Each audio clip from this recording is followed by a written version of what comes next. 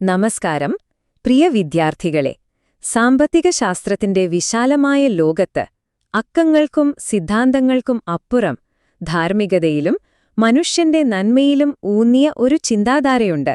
നിങ്ങളുടെ പരീക്ഷയ്ക്ക് ഏറ്റവും നിർണായകമായതും അതേസമയം ജീവിതത്തിൽ എപ്പോഴും ഓർമ്മിക്കാവുന്നതുമായ ആ അധ്യായമാണ് നമ്മളിന്ന് പഠിക്കാൻ പോകുന്നത്, ഗാന്ധിയൻ സാമ്പത്തിക ശാസ്ത്രം.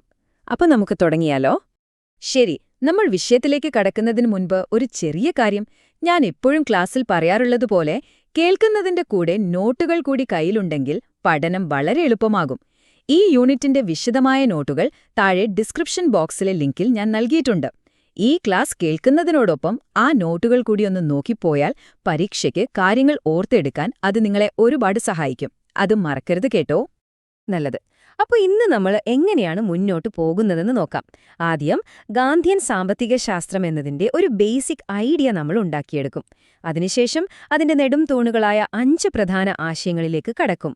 സർവോദയം, ബ്രെഡ് ലേബർ, വികേന്ദ്രീകരണം, പിന്നെ ഏറ്റവും പ്രധാനപ്പെട്ട ട്രസ്റ്റിഷിപ്പ് സിദ്ധാന്തം.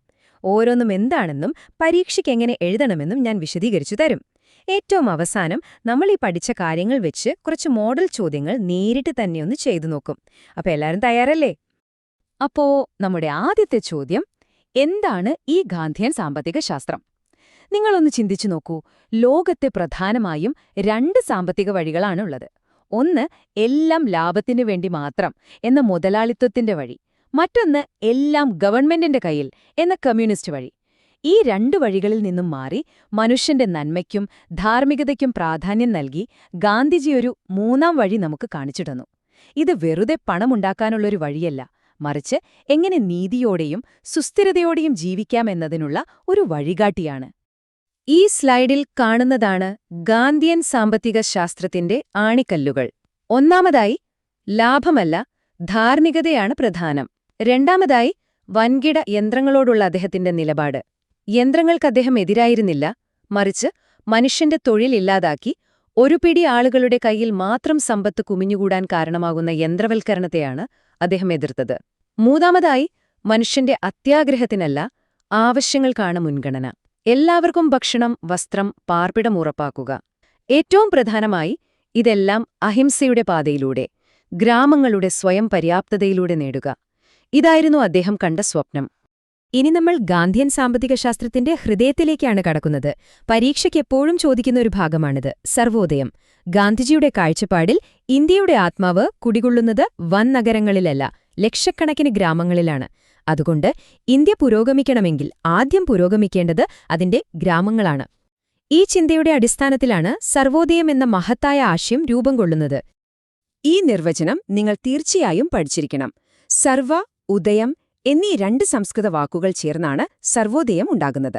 അതിന്റെ അർത്ഥം എല്ലാവരുടെയും ഉദയം അഥവാ എല്ലാവരുടെയും ക്ഷേമം എന്നാണ്. ഇവിടെയാണ് ഗാന്ധിജി മറ്റുള്ളവരിൽ നിന്ന് വ്യത്യസ്തനാകുന്നത്. ഭൂരിപക്ഷത്തിന്റെ നന്മയെന്നല്ല, മറിച്ച് സമൂഹത്തിലെ അവസാനത്തെ ആളിന്റെയും ഏറ്റവും പാവപ്പെട്ടവന്റെയും ഉന്നമനമാണ് അദ്ദേഹം ലക്ഷ്യം വെച്ചത്. ഇതാണ് സർവോദയത്തിന്റെ കാതൽ. സർവോദയം എന്നത് വെറുമൊരു സ്വപ്നമായിരുന്നില്ല ഗാന്ധിജിക്ക്. അത് എങ്ങനെ പ്രാവർത്തികമാക്കാം എന്നതിനുള്ള വഴികളും അദ്ദേഹം പറഞ്ഞു തന്നു. എങ്ങനെ?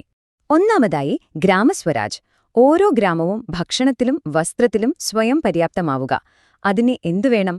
ഖാദി പോലുള്ള കുടിൽ വ്യവസായങ്ങൾ വേണം. അത് ഗ്രാമങ്ങളിൽ തൊഴിലവസരങ്ങളുണ്ടാക്കും. അത്തരം തൊഴിലുകൾ ചെയ്യാൻ പഠിപ്പിക്കുന്ന നൈ താലീം എന്ന തൊഴിലധിഷ്ഠിത വിദ്യാഭ്യാസം വേണം. കണ്ടില്ലേ, എല്ലാം പരസ്പരം കണക്റ്റഡാണ്. ഇന്ന് നമ്മൾ കാണുന്ന തൊഴിലുറപ്പ് പദ്ധതിയുടെയും നമ്മുടെ കുടുംബശ്രീയുടെയുമൊക്കെ അടിസ്ഥാന ആശയം ഈ ഗാന്ധിയൻ ചിന്തയിൽ നിന്നാണ് വരുന്നത്. നമ്മുടെ അടുത്ത വിഷയം ബ്രെഡ് ലേബറാണ്. മലയാളത്തിൽ പറഞ്ഞാൽ അന്നത്തിനു വേണ്ടിയുള്ള അധ്വാനം.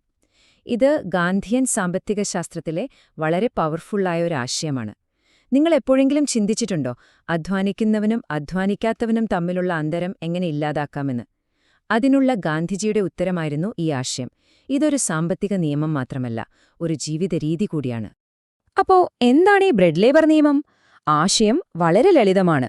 സമൂഹത്തിലെ ഓരോ വ്യക്തിയും, അതൊരു പ്രൊഫസറായാലും ഡോക്ടറായാലും കർഷകനായാലും, സ്വന്തം അന്നത്തിനു വേണ്ടി അല്പമെങ്കിലും ശാരീരികാധ്വാനം ചെയ്തിരിക്കണം. ജോൺ റസ്കിൻ, ലിയോ ടോൾസ്റ്റോയ് തുടങ്ങിയ ചിന്തകന്മാരുടെ ആശയങ്ങളിൽ നിന്നാണ് ഗാന്ധിജിക്ക് ഈ ആശയം ലഭിക്കുന്നത്. ഇത് ശാരീരികാധ്വാനത്തിന്റെ മഹത്വം ഉയർത്തിപ്പിടിക്കുന്നു. ഗാന്ധിജിയുടെ ഈ വാക്കുകൾ ശ്രദ്ധിക്കൂ. ശാരീരികാധ്വാനം ചെയ്യാതെ അലസമായിരുന്ന ആഹാരം കഴിക്കുന്നവൻ ഒരു കള്ളനാണ്. എത്ര ശക്തമായ വാക്കുകളാണല്ലേ! ഇതിലൂടെ അദ്ദേഹം പറയുന്നത് ശാരീരികാധ്വാനത്തിന് അതിൻ്റേതായൊരു അന്തസ്സുണ്ട്. മറ്റൊരാൾ അധ്വാനിച്ചുണ്ടാക്കിയത് വെറുതെ ഇരുന്ന് കഴിക്കുന്നത് ഒരുതരം മോഷണമാണെന്നാണ് അദ്ദേഹം ഇതിലൂടെ അർത്ഥമാക്കുന്നത്. തീർച്ചയായും ഈ സിദ്ധാന്തത്തിന് ചില പ്രായോഗിക പ്രശ്നങ്ങളുണ്ട്. നമ്മളൊന്ന് ചിന്തിച്ചു നോക്കൂ. ഒരു സോഫ്റ്റ്വെയർ എഞ്ചിനീയർക്കോ ഒരു ബാങ്ക് ഉദ്യോഗസ്ഥനോ ദിവസവും കൃഷിപ്പണിക്ക് പോകാൻ സാധിക്കുമോ? ഇന്നത്തെ ഈ ഡിജിറ്റൽ യുഗത്തിൽ ഈ നിയമം എത്രത്തോളം പ്രാക്ടിക്കലാണ് എന്നൊരു വിമർശനം നിലവിലുണ്ട്. പരീക്ഷയ്ക്ക് ഒരു ചോദ്യം വന്നാൽ ഈ വിമർശനം കൂടി ഉൾപ്പെടുത്തുന്നത് നിങ്ങളുടെ ഉത്തരത്തിന് കൂടുതൽ ആഴം നൽകും. നമ്മുടെ അടുത്ത പ്രധാന ആശയം വികേന്ദ്രീകരണമാണ്. പേരുകേട്ട് പേടിക്കണ്ട, സിമ്പിളാണ്. അധികാരം ഒരിടത്ത് മാത്രം, അതായത് കേന്ദ്ര സർക്കാരിലോ സംസ്ഥാന സർക്കാരിലോ കേന്ദ്രീകരിക്കരുത്. പകരം അത് താഴെത്തട്ടിലേക്ക്, സാധാരണക്കാരിലേക്ക്, ഗ്രാമങ്ങളിലേക്ക് വിഭജിച്ചു നൽകണം. എല്ലാ തീരുമാനങ്ങളും ഡൽഹിയിൽ നിന്നോ തിരുവനന്തപുരത്തു നിന്നോ എടുക്കുന്നതിന് പകരം ഓരോ ഗ്രാമത്തിനും അവരവരുടെ കാര്യങ്ങൾ തീരുമാനിക്കാനുള്ള അധികാരം നൽകുക. ഇതാണ് വികേന്ദ്രീകരണം. ഗാന്ധിജി വികേന്ദ്രീകരണത്തെ 2 രീതിയിലാണ് കണ്ടത്. ഒന്ന്, സാമ്പത്തിക വികേന്ദ്രീകരണം. അതായത് ഖാദി പോലുള്ള കുടിൽ വ്യവസായങ്ങൾ പ്രോത്സാഹിപ്പിച്ച് ഗ്രാമങ്ങളെ സാമ്പത്തികമായി സ്വതന്ത്രമാക്കുക. 2, രാഷ്ട്രീയ വികേന്ദ്രീകരണം. അതായത് പഞ്ചായത്തി രാജ് സംവിധാനത്തിലൂടെ ഗ്രാമങ്ങൾക്ക് സ്വന്തമായി ഭരിക്കാനുള്ള അധികാരം നൽകുക. ഈ സാമ്പത്തിക സ്വാതന്ത്ര്യവും രാഷ്ട്രീയ അധികാരവും ഒരുമിച്ച് ഒരു ഗ്രാമത്തിന് ലഭിക്കുമ്പോഴാണ് അത് ഗാന്ധിജി സ്വപ്നം കണ്ട് വില്ലേജ് റിപ്പബ്ലിക് അഥവാ ഗ്രാമസ്വരാജ് ആയി മാറുന്നത്. അപ്പോ എന്താണ് ഗാന്ധിജിയുടെ മനസ്സിലെ ഈ വില്ലേജ് റിപ്പബ്ലിക്? അത് വെറുമൊരു പഞ്ചായത്ത് ഭരണം മാത്രമല്ല, മറിച്ച് സ്വന്തം കാര്യങ്ങൾ സ്വയം തീരുമാനിക്കുന്ന ഒരു കൊച്ചു രാജ്യം പോലെയാണ്. സാമ്പത്തികമായി മറ്റാരെയും ആശ്രയിക്കേണ്ടതില്ലാത്ത, ജാതിയുടെയും മതത്തിന്റെയും വേർതിരിവുകളില്ലാത്ത, സ്ത്രീക്കും പുരുഷനും തുല്യ അവകാശങ്ങളുള്ള ഒരു മാതൃകാ സമൂഹം. ഇതായിരുന്നു അദ്ദേഹത്തിന്റെ സ്വപ്നം. ശരി, ഇപ്പോൾ എല്ലാവരും ഒന്ന് പ്രത്യേകം ശ്രദ്ധിക്കുക.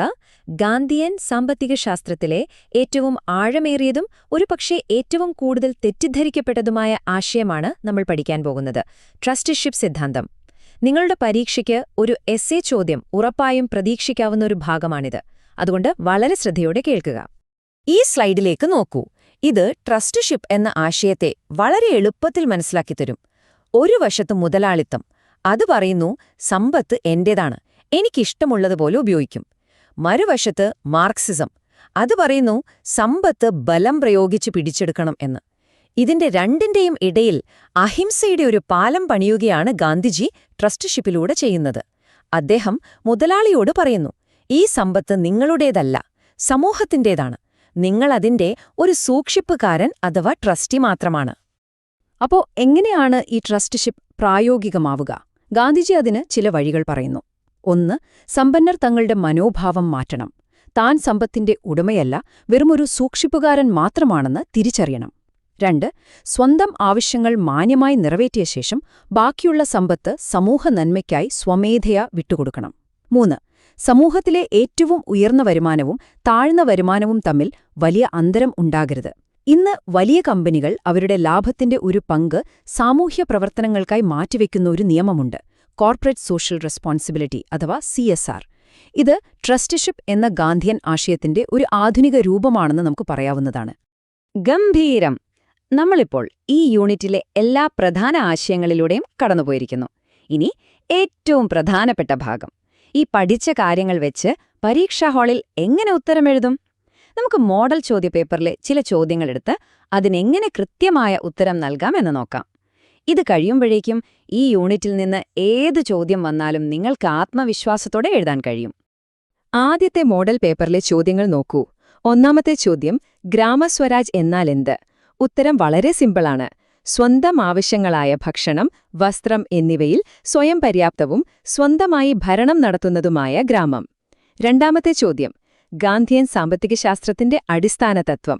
ഇവിടെ നിങ്ങൾ ഈ വാക്കുകൾ ഓർത്തുവച്ചാൽ മതി: ധാർമ്മികത, സാമൂഹിക നീതി, അഹിംസ, സ്വയം പര്യാപ്തത.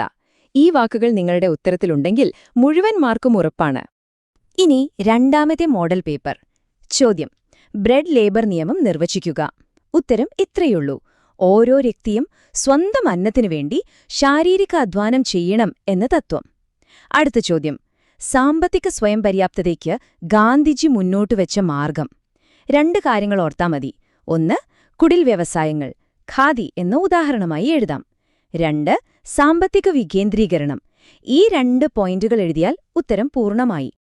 അങ്ങനെ നമ്മൾ ഈ യൂണിറ്റിന്റെ അവസാനത്തിലേക്ക് എത്തിയിരിക്കുന്നു. പരീക്ഷയ്ക്ക് പോകുന്നതിന് മുൻപ് അവസാനമായി ഒരു വട്ടം കൂടി ഈ പ്രധാന ആശയങ്ങൾ നമ്മുടെ മനസ്സിൽ ഉറപ്പിക്കാം. ഒരു പെട്ടെന്നുള്ള റിവിഷൻ. ഇത് നിങ്ങൾക്ക് വളരെ സഹായകമാകും.